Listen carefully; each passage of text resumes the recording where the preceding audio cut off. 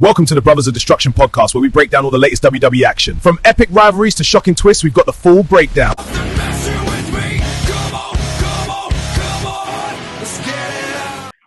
The Bloodline, Roman Reigns, Jacob Fatu.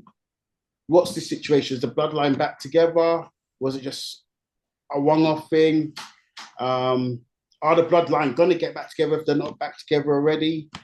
Jacob, Roman, is it happening? And if it does happen, will it happen at Backlash? But this is interesting, and I didn't expect. I was all fully thinking it was going to be Gunther to be the first challenger, so maybe they're building it up long term. But Jacob Fatu to come out and challenge Reigns, it was a shock. But you know what? I'm on board with that. It's interesting there, and I think, especially if you only got a few weeks to build to it, because if it's going to be a Backlash, that's literally, it's only pushing 2.5 weeks away. So it's not that much time to build up a story there, but I think you need matches for it anyways. So you need matches for Backlash. And I think this would be a big match without having to tell a long story there. Yeah. Considering there's a story already there, which, you know, I was going to say, within that few weeks. The story's already there. Their family, you've got to see Jay and Jim look like they're sort of back in bed, so to speak, with Roman. Yeah, like I said, nothing was sort of confirmed of the Bloodline are back together.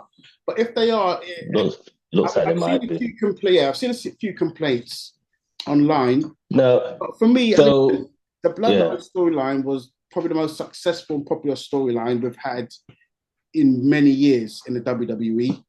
And in this time, it will be different. The dynamic will be different. They're going to be faces, the all face. Their faces. Possibility, you might have Jacob in there instead of a solo. Because if Roman beats Jacob, I'm pretty sure that Jacob would have to acknowledge him and would be put him with the fold. So I would be up for it, to be said. See the Bloodline, this version of the Bloodline. I wouldn't have Jacob involved with the group. Personally, that wouldn't be my first choice. I like Jacob by himself. But I can see that's the route they're likely to go. And I don't mind it. It's not my first choice. I don't mind it. No. I could see them maybe trying to get him into the Bloodline, and maybe it could be a thing where he'll just want to stay out on his own, which it could be that he might be in the group, he might be in the Bloodline. I think you maybe just keep him out on his own. So first off, for the Bloodline being back together, I'm not against it, but I'm just kind of also like, I hope they don't go down a similar route they have before. So as we said, you know, it was a great stable, great storyline altogether. It's a great story, but it doesn't also mean you revisit it and you go back to it, and it's a watered down version of the storyline before. Like, say, even if it's a thing where Reigns is face and Jay turns heel on Roman, even if it's a different... For me, I'm not interested. No, if it's different, even if it's different roles, it's something we've seen before. Even if it's Jimmy's turn, Jimmy turns heel on him or whatever, I still think it's too similar to what we've seen before. Yeah. So I'd just be interested in what outcome comes from it. Someone maybe suggested Jay takes over as the tribal chief at the end of it, but it'll be interesting to see what they take from there, because maybe it's a thing where the Bloodline's not back together. Maybe there's a bit of resistance there from the Usos to back to it. So it's interesting to see where they take it. I hope it's not a case of it's a watered down rehearse or from the original storyline. Yeah, because that was brilliant. So you don't want to ruin the legacy of that by doing it again. So, but it's interesting. You got Jacob Fatu in there. Yeah. Well, that's what I mean. You got Jacob Fatu maybe involved, so might make it a bit different. I do hear that.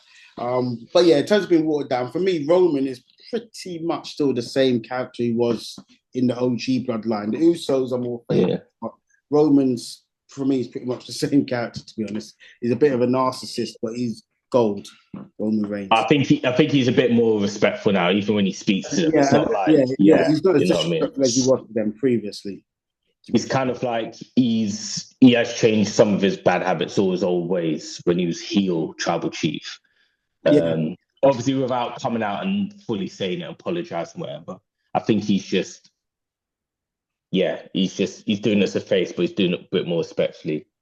You know, even during the Punk segment before Mania, when he said respectfully for them to get out of his ring, Yeah, yeah, and even he's trying to be respectful, that's even true. little subtle things like that. That's true. But That's a good, yeah. No, that's but a fair point. but you know, I'm looking forward to this Reigns and Jake Paul 2 match. And as far as first time matches with a short build before the PLE goes, this one's got enough story behind it where you're invested already. And it's like the match people were talking about a couple years ago from when Jacob R2 debuted in WWE, and they're talking about long-term Jacob R2 and Roman Reigns.